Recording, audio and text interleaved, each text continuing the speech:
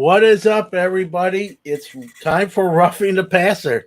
We are going to have football. I'm Newman. That's the DH. This is year 2 of the show, or 1.5. Because we started, I forgot what week, maybe 4, 5, or 6, somewhere in there last year. This is going to be fun, Drew. We're starting on week 1, or actually before week 1 today. And, if you've seen the show last year, we do our picks. We're not going to do those today. We'll do those before the first game on Thursday night. But, we're going to start fresh. I know I won last year with an asterisk because it wasn't a full, it's the Roger Maris home run record. But I'm trying to do it this year with a full season. Try to defend my championship from wire to wire, unlike last year where I got, we started late. But all joking aside, we got some stuff to cover today. Talk about some rookie of the year candidate, what's going to be different with the league itself, and is potentially not finishing, potentially could occur. And so we're gonna talk a lot about those. Some late signings here just before opening week, including Jadeveon Clowney has a new home, and so we're gonna talk about all that stuff. Drew's a Carolina Panthers fan. I'm a Steelers fan. We'll probably touch on our outlooks or what we think of our own teams for the 2020 season. What if it's the start of the season and you still have absolutely zero idea about your team? Yeah, because that's the thing. There's no scrimmage games. No. I mean, I think even as a Steeler fan, Drew, there's no scrimmage tape to watch. There's no, all these camp cuts, all these cut downs to get to the 53 are based on practices rather than game situation. Yes, they do. As a football guy, you're a football guy. Yes, they do game scenarios in practice, but it's different going against your own guys than going against someone you a completely different team. And so I'm trying to think. I don't know if that's ever happened. If it has, I'm not aware of it. So this is the first time that there's been no scrimmage games at all. And so all these cuts are based on. It's a tough year to be a young player. Even the draft, like I was about to say, like even these draft picks didn't get a chance to have like a proper combine. Like teams didn't have the same type of analysis that they're able to have in the past. So this is the first time. Real pain. Now maybe if let's say some teams are. Like some people drop out, and maybe we'll start to see, but we just haven't had a full camp for anything really to look at any of the changes around the league. But then you look at the actual changes, and dude, this league got shaken up this offseason. It's a completely new league. Quarterbacks everywhere. One team don't even have a mascot. Yeah, exactly. Yeah, one team dropped its name. It's crazy when you look at it. When I'm one of those cuts, I'm not feeling great. I'm like, here's the other thing. This too. When a guy gets cut, they usually have some of that scrimmage game tape that other teams see and can sign. And so it's really all these young cuts, these young guys getting cut. It's based on practices, and teams are going to pick up guys almost based on college tape. Hey, I know this team cut him, but look what he did in some of his game film last year in college, And so it's a whole different landscape, and then we get into the COVID-19. They're not playing in the bubble. And so what happens, if there are some positive cases, we see in baseball, where series are called off. I think the Cardinals at one point didn't play, or the Marlins didn't play for 12 days. So you're seeing NFL teams doing something this year that I've never seen them do before, and that's signing people like Josh McCown to like $12,000 a week salaries to sit at home and watch film and just be ready. And they don't want these guys anywhere near the team for the sole purpose of, if everyone comes down with this stuff and the NFL forces them to play, they have somebody there that's been training. And so I find even the way teams are preparing for this season, it's just so different, but it's like they're almost preparing for something to happen. So, I mean, I think they go into it knowing that we're probably going to have some games canceled. I would assume that there's no way that every single team goes through the season without losing somebody. I mean, that would be a fool's pick, in my opinion. And here's the thing, and I know we've talked about this even on other shows that aren't football shows. Quarterbacks are in the quarterback room, linemen are in the lineman room, defensive guys. If that quarterback room, and I hope none of this comes to fruition, but if one or two people in that quarterback room, get COVID-19, that could wipe out literally all three potential starting quarterbacks for a team. What are you going to do? You could get the practice squad guy, right? But I mean, that's going to be ugly. He's not going to know the playbook. It's going to be vanilla. It's going to look terrible. The outcome's probably not going to be good. You're very rarely going to win games with a practice squad quarterback. And I mean, what about the linemen? Your whole offensive line gets decimated, right?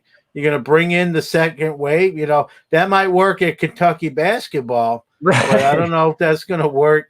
In the NFL. Can't really do that. And like you said, that's one perfect example of, if these meeting rooms, everything. I mean, obviously they're going to try and do everything they can, but I don't think that the way that teams are preparing shows me that they're preparing for weeks to not have their full team ready to go.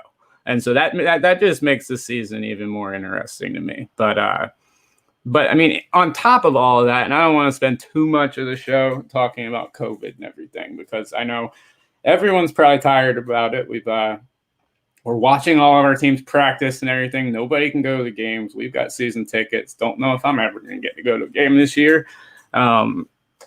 It's different for sure, but it just makes picking these teams like, I was going through a fantasy draft literally last night, and I'm like, I can just flip a coin. I have no clue. I have no tape. I have nothing. I mean, I never thought I would say this, but I really wish we had at least one preseason game. I never thought I'd say that, ever. Yeah, I mean, I'm not a huge – I think you need – even before COVID, when they were talking about cutting preseason games down in general, I still think you need two. Yeah. And, you got to see how these guys do in game scenarios. All these cuts came from what probably assistant coaches got in the room with the head coaches. They put the names. If you watch Hard Knocks, you know how this process sort of goes. It's pretty similar in every team room. Each coach kind of reports in with his group, says what he likes about a guy, don't like about a guy. And the head coach ultimately makes the call, but he'll sometimes say to his assistant, what do you think? It's between him and him. Yeah. And usually, who wins that battle? It's the special teams coach. Yes. Because if the special teams guy says, well, if it's a tie, this guy's just a better gunner, special teams guy is going to make more tackles. And that's who makes the team. And that's based on game scenarios. And I know they split up offense versus defense in camp. I get it. I know it's not where they didn't have any game scenarios at all. But listen, as someone who's coached before, you played, going against your own guys in practice, it's better than nothing. I'll give you that much. But it's not. But it's not the same against going against opposition, people who are really trying to win a spot and look good. It's not the same. And so, to see these cuts, I mean, if I'm one of these guys getting cut, I'm like, man, I didn't even get to show my wares in a real game scenario, and here Oh, I am and unemployed. Carolina Panthers, real quick. Listen to what he's saying, because the dumbest shit I've seen of all preseason happened today with the Panthers, and that's that their social media team retweeted F.A. Obata saying, "Thank you, I'm excited to be in Carolina, excited to make the 53-man roster." Their team retweets it, and then they cut him like 20 minutes after he posts it, and they retweet it. Like, are you fucking kidding me? Like, come on, guys. You can't even get a cut right? Like, I don't know what to expect from my team. I don't know what to expect from a lot of teams. And like I think this year, all any analytics, and you almost throw them out the window. You throw them out the door. I mean, you got your bad. I think you can still say some of your bad teams. Probably, unless they did well in the draft, they're probably doomed for another bad year. And but this is a year you don't know. It's 16 games on paper, right? But what if they play 10? Exactly. And what if they play 10 games and you're not a great team that just plays over your talent level and you go 6-4? That might be enough to get you into the postseason. Where if you had 6 more games, the cream rises to the top, you fade and you're out. And so even these good teams on paper, not knowing if you're going to get through the whole year, you got to take every game like it's even more important because you may be playing less. Well, absolutely. And you could also have, I read somewhere today that next year's salary cap could be 25-30 million less than expected because of all this. And if they have to miss games, absolutely, the salary cap's going to drop tremendously just to recoup the lost revenue. And that's basically what the salary cap is based off of. And so if they don't have the full season, that affects teams in the future. I know teams like the Saints that keep pushing their cap back and back and back year after year. That can come up to really haunt them coming into season 3. So I think there's a lot of stuff this year to I think we're just going to be hanging it by a thread, watching a lot of this stuff go on, playing it by ear. And, we've seen other sports do it. Hockey is doing great. Basketball is doing great. Granted, they were all in bubbles of some sort. We'll see how the full travel effect is on everybody, but it's going to be a weird season, man. And here's the thing, too, Drew. Baseball, they cancel today's game, right? Yeah. They can play a doubleheader tomorrow if they could, right? Yep. Football, that doesn't work like that. So you cancel a week of games, that's probably it, unless you extend the season and put that week afterwards, which I don't see. They ain't going to do that. What I did hear, and it's all speculation, is that the NFL has sort of built in, like, we could cancel this week if we have to. Yeah. We can cancel this week if we have to. And that sort of thing. And so, you hope it never comes to that. And, here we are on season 2 of RDP, and I'm hoping we get a full season. Yeah, we might get as many games as the show got last year because we started in week 6. Think about it. We wanted to cover the season during the off season. Well, thank God.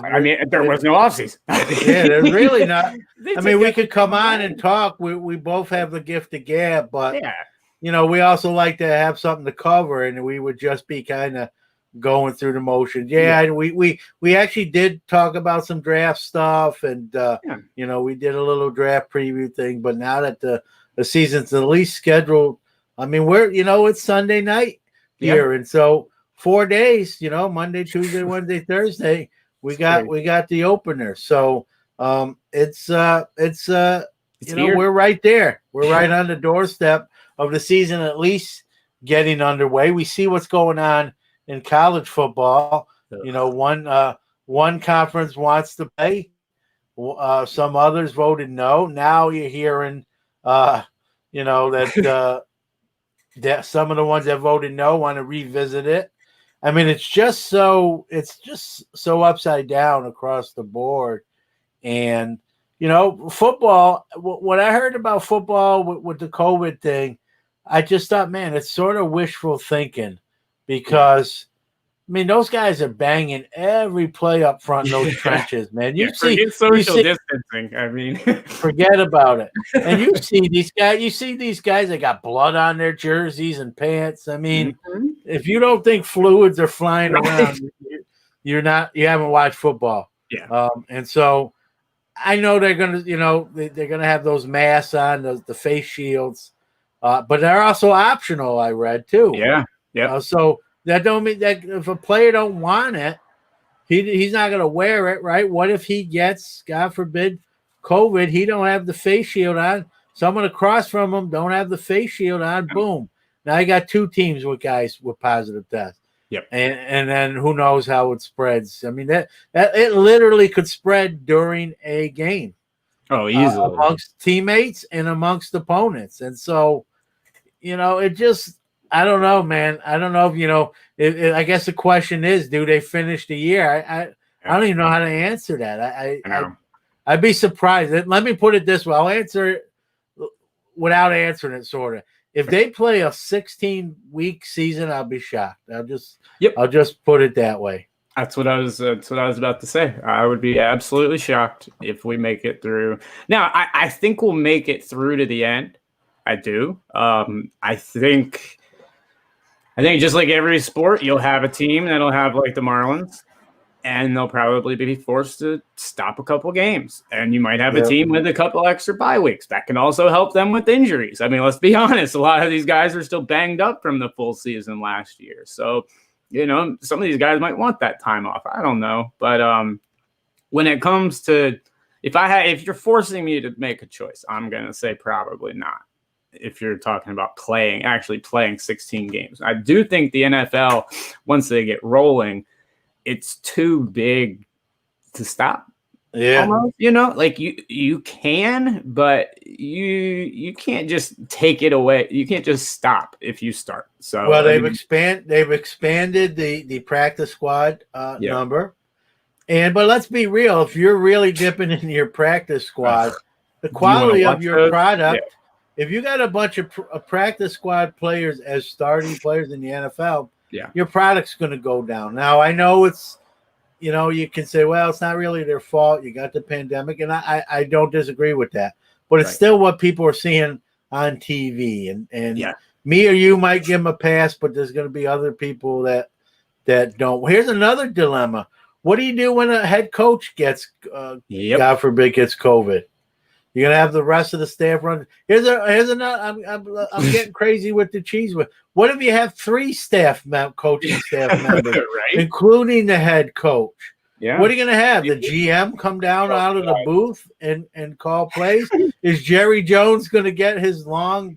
Oh, I hope so. Wish to come on the sidelines and put the headset on and call. Is that what all this has been for? Did they drop COVID in here just so we could find a way to put Jerry Jones on the sidelines? And I really hope it happens. But what do you do if like 3-4 coaches come down? I know. Like, what are you gonna have 2 coaches run the whole show? I mean, that's a lot to ask. That's a lot to ask. I mean, if 2 coaches. Or if 3 or 4 coaches on a team come down with it and they can't be around, that team's at a disadvantage. They're probably going to lose games because of it. And you're gonna. I think when this year's over, no matter what happens, you're going to hear some griping. You're going to hear teams. You're going to hear coaches who maybe get fired. Yeah. And listen, if it wasn't for the pandemic, things would have been different. I'm being fired over a virus. I didn't have a full arsenal. I'd love to play on a regular year and show what we can do. Guys are going to, be caught on those type of things too. Playoffs are going to be based on that as well. And so, it's just it's a crazy year. And I don't know, I watch the news as a dad and you're a dad, one day it looks good. And then the next day this state's having a blow up again. And so, I think until we get a vaccine, we're not going to really have true sports, and listen, we both know you go to Carolina Panther games. I go to Steeler games. Not as many Steeler games as you go to Panther games, let's say, in a year. But still, those fans are the 12th man. I mean, Absolutely. Seattle. And so now you got less. Some teams have announced they're not going to have any fans. Some are like announced. Kansas City, man. You go to Kansas City Stadium, which I've actually been to, and it rattles. Like it literally shakes. Like the ground physically shakes from the noise that they make. Same in Seattle and a lot of other places. And that's an advantage that home team they're not going to have now. And I just think it's going to be it's still going to be football. I'm still going to watch. I'm still going to root for my Steelers. We're going to still be here on Sunday night talking about what just happened. But it's going to be different. And people will also they'll find a way to argue just about anything, anything that happens these days. Yeah. So, assuming, we're just doing a little pre-show today. So let's assume that they make it through the season. I mean, we don't have to make Super Bowl picks or anything like that, but assuming they make it through the year, where's some teams that actually stick out to you? Do any teams or players stick out to you? What are you looking forward to seeing most in this season? Well, I mean, I always like to say, maybe this comes from the fantasy side that I've played for 20-something years. Who are the rookies that are going to make an impact? And I think it's a wide receiver heavy year. Oh, yeah. But I think there's a running back that's kind of standing out. He had a great career in college. I don't want to belittle him, but I think he's gonna walk right into a starting role because the starting back has taken a leave of absence due to COVID. He's sitting the season out. And so Damian Williams in Kansas City says, my mom has cancer and I don't know, time wise, how much I have with her. I'm going to spend some time with her. I don't want to get COVID-19 and give it to my family. So he sits out this year. And you got Clyde Hilaire from LSU, who looks like he's going to just kind of be given. Now he's uber talented. I'm not trying.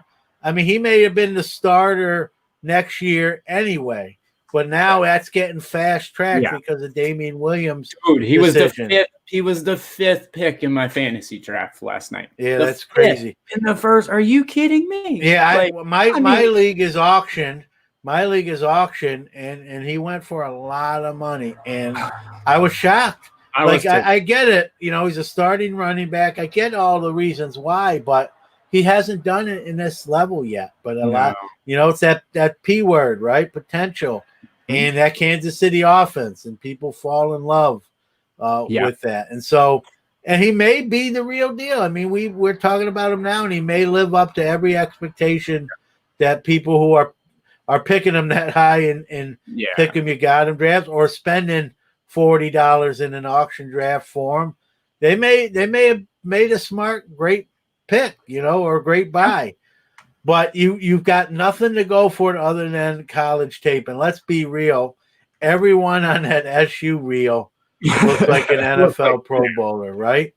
And so, I don't know. I wouldn't go that high on him. It's talking about fantasy leagues, but he's probably going to win Rookie of the Year just because of the amount of touches he's going to have, the amount of carries. He does catch the ball fairly well, so he's probably going to get those checkdowns from Mahomes, and he's quick.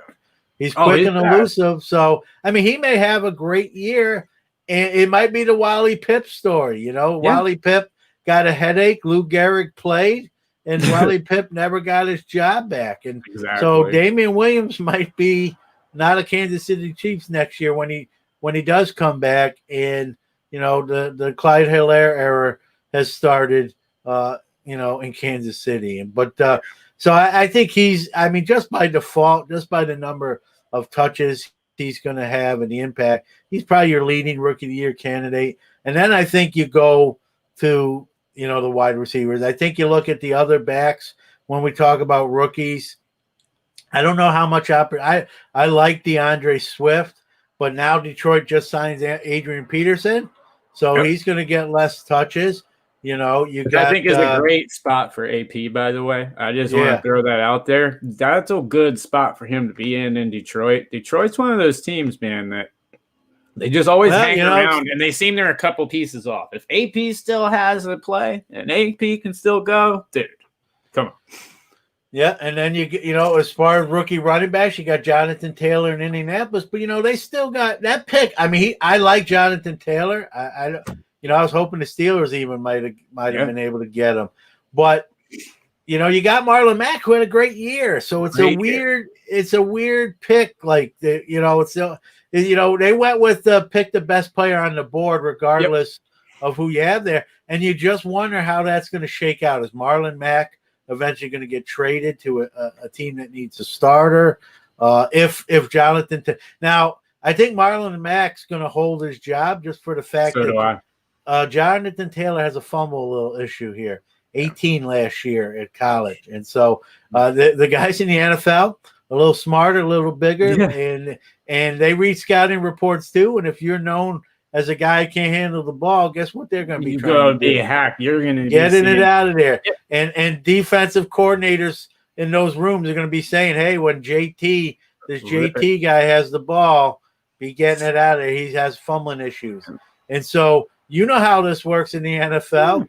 You fumble in a key moment, that could be the end of the year for you. Yep. You're not cut, but you're not touching the ball no more. Exactly. You're playing in practice, and that's it. So I think Marlon Mack's probably safe for this year.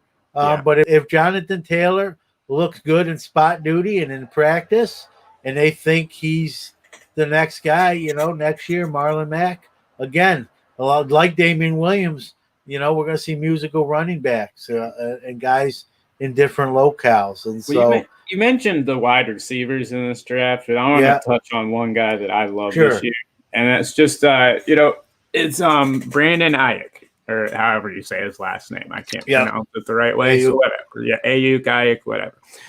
Till he starts telling me I don't know. But you know, he's got a good area in San Francisco. Debo is, I don't know, still seems to have lingering injury issues that you don't really know if everything's going to shake out. So I think he's going to have a very big role on a very improved team in San Francisco. I really like his potential to start early. But I mean, the wide receivers in this draft, Jerry Jeudy, you mentioned CeeDee Lamb earlier, Jalen Reagor over at the Eagles. I think he's going to have a ton of targets this year, just for the sheer fact that Philly's really replacing a lot of their weapons.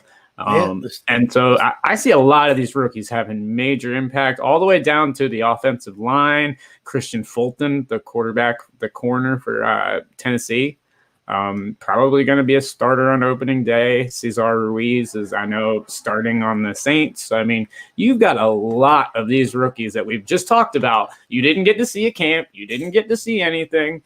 But you've got all these rookies that are expected to touch and play significant minutes right away. Yeah, it's good. That's actually kind of what I'm almost looking forward to watching. How are these guys going to do when they've got no real time, a different opponent?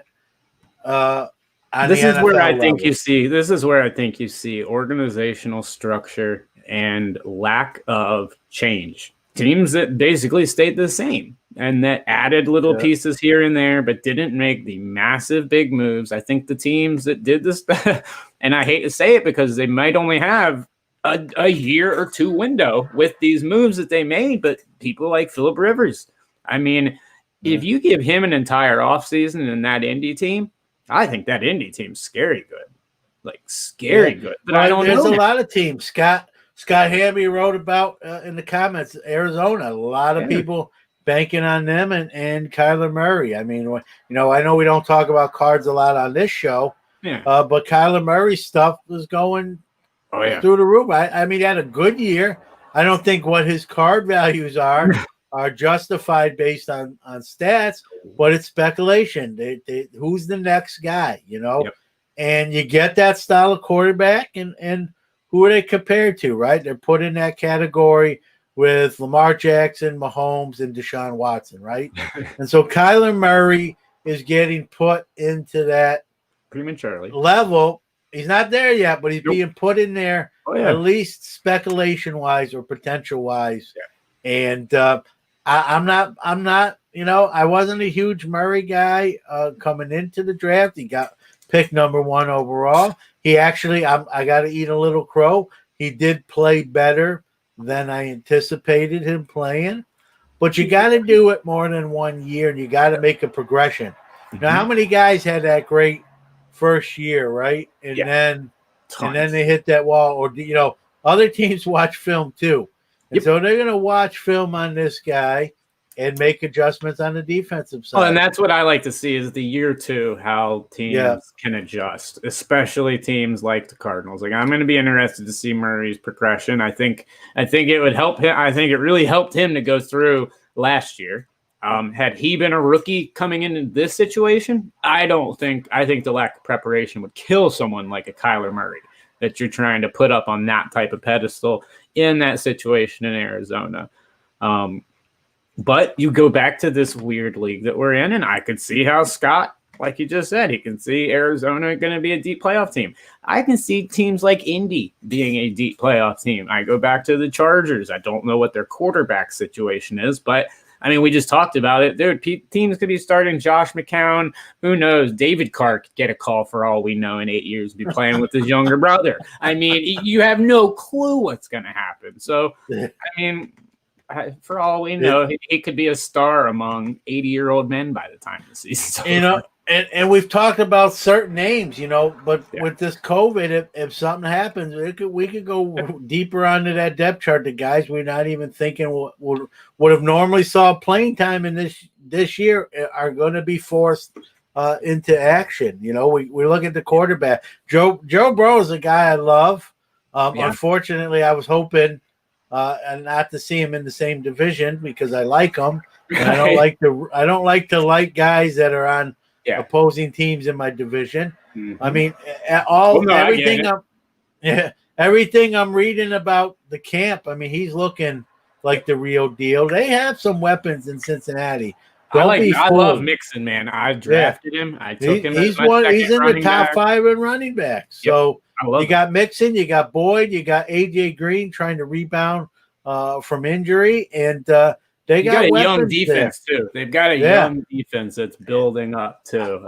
They've been building something there, man. I'll say this: they're in better shape than they have been in a long time. And I think they're in a lot better shape than people think. Yeah, and they got a potential franchise quarterback. I don't think anyone ever mistaked Andy Dalton for being, I thought he was a serviceable, make a Pro Bowl every 3-4 years. Someone gets hurt, he's in. Let's be real, Andy, the Pro Bowl. But he's never was the guy there that you said, man, if we have a high pick, we don't have to draft a quarterback. We got our guy. He was never that guy.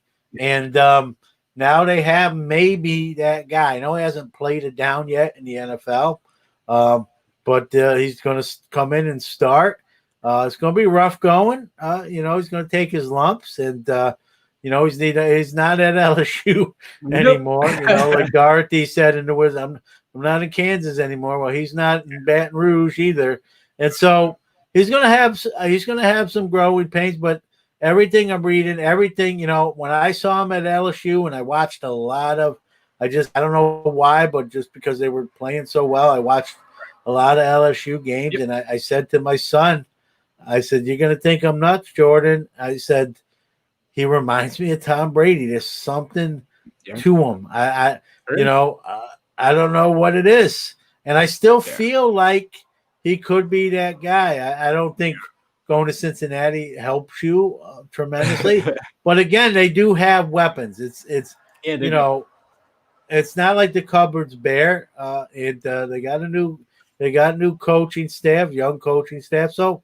You never know. I mean, that's how things get changed around. Sometimes it's a draft. The Steelers had that 1972-73 draft, and the rest is history. And so, change the whole franchise fortune around. This is that for Cincy. I hope not, being a Steeler fan, but teams can't be bad forever. I mean, everyone catches lightning in the bottle for at least a year or two at some point.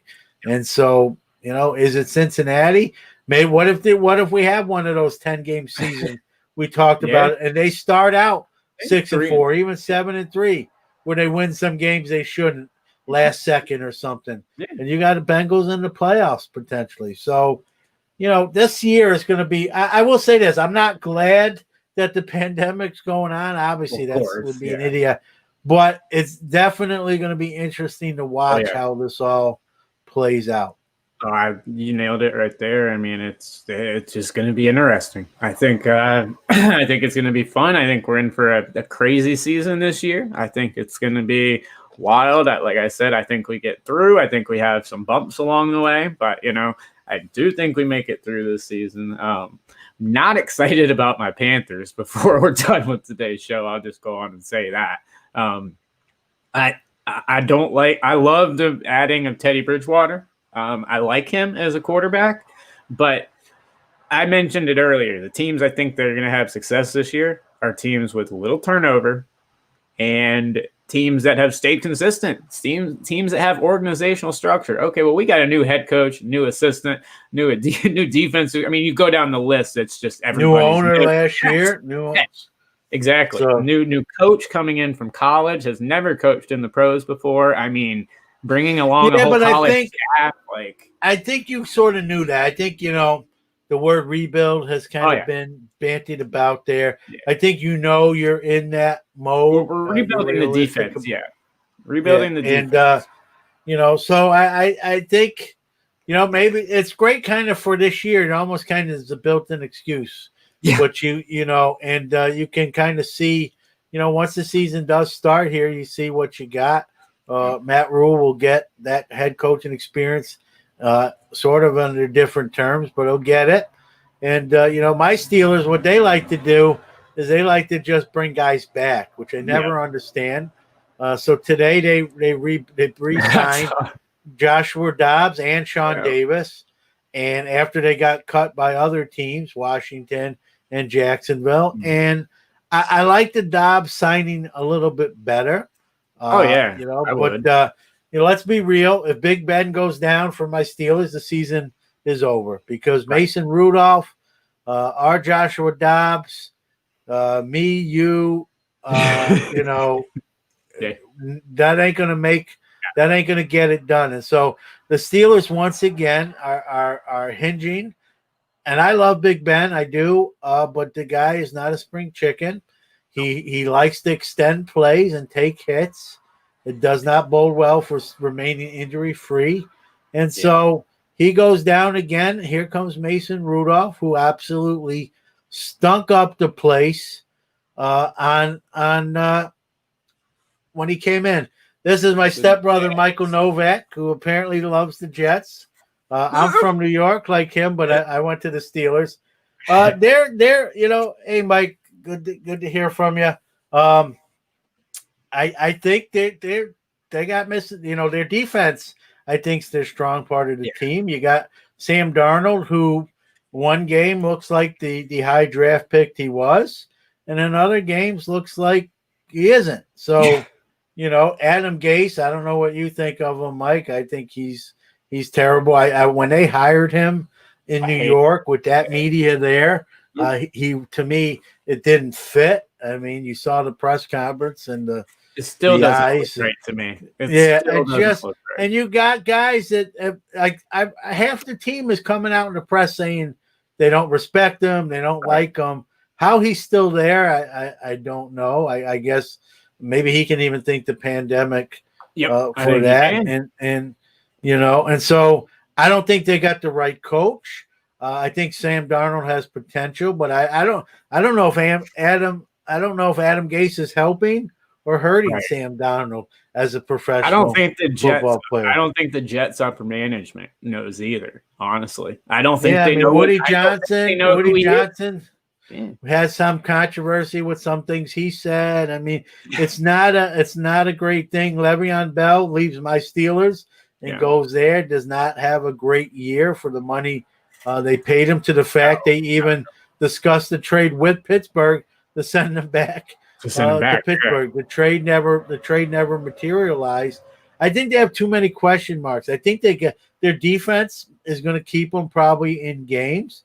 Yes. I think the good thing for the Jets, Mike, is you got the Patriots are not the Patriots of old. Right. The Bills, but now the Bills emerge to me as probably the leading team to win that division. But I guess as a Jets fan, you're going to have a weakened, to me, at least on paper, a weakened Patriots team. How many years have you been in that division? And it was just a foregone conclusion that the Patriots were going to run away with the division, and then your only hope was to get a wild card, right? I think it's the opposite, honestly, in that division. In that division this year, I think the Patriots are going to do great. I think Bill Belichick is relishing a chance to coach someone like Cam. And if Cam is healthy, I'd be scared to see what Bill Belichick could do with him.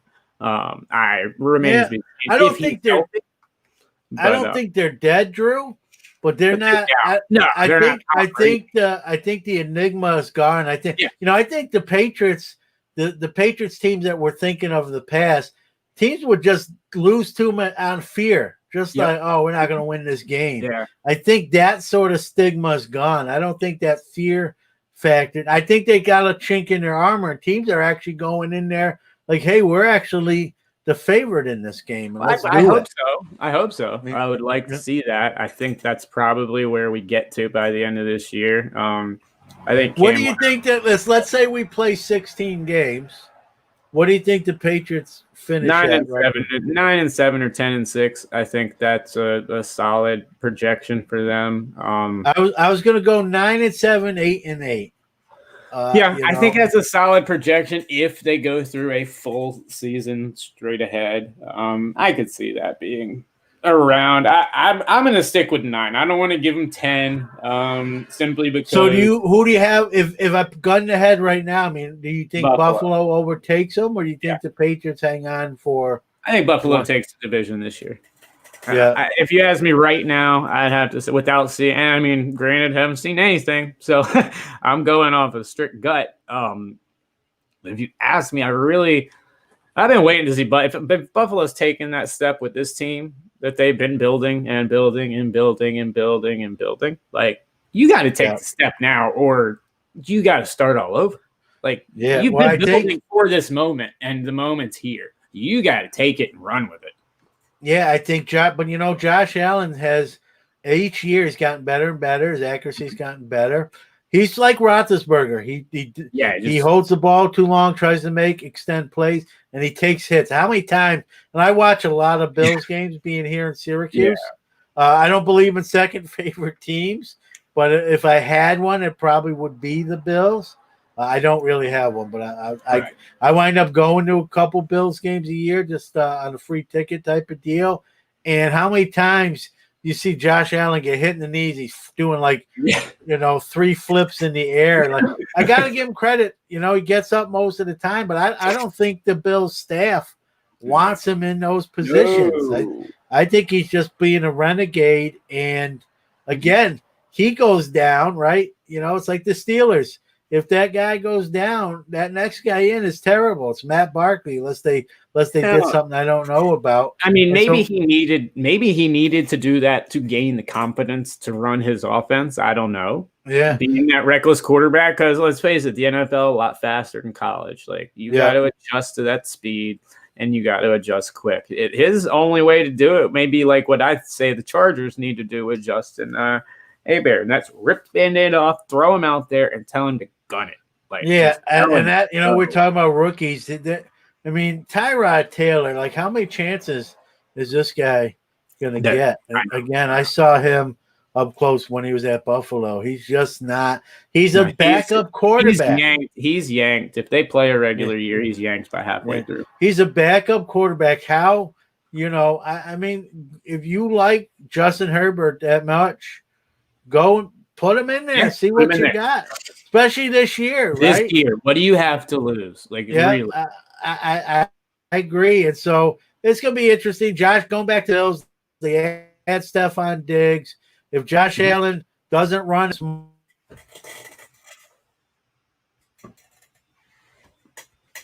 much. Yeah. Oh, I'm back. Oh, there you go.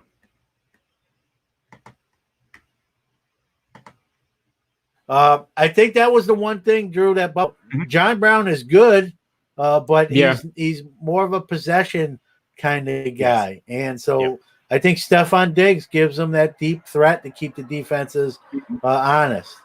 Yeah, I'm right there with you. I agree. I think he does. I think he definitely gives them a deep threat that they need. And I like the team. Like I said, I think they're very, very good. And they've been building and building. It seems like they were planning for this exact moment. And so you have to take your shots now if you're in that division, if you ask me.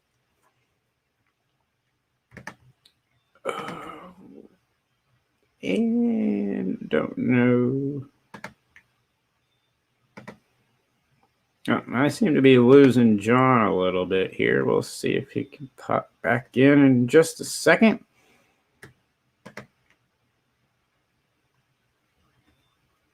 But y'all, it is going to be the beginning of season 2 here on Roughing the Passer with myself and Mr. Newman, who apparently had some internet issues at the end of the show. But we will be back every single Sunday with you guys until they either call off the season or we crown a Super Bowl champion. One way or the other. I don't know who they're going to be. I don't know what this season's going to be like, but I do know it's going to be fun. And I'm looking forward to it. I don't care what we have to do to get there. I'm just glad that football is back. But I guess that's going to wrap it up for the season 2 pre-show. So for myself and for Mr. Newman, who looks like, I don't know, I hope COVID didn't take out his internet. But I hope you guys stay safe, stay healthy. And, we'll see you guys next week to talk about, I can't believe I'm saying this, but week 1 of the NFL season. It's here. It's time for some football, people. Let's have some fun. See you next week.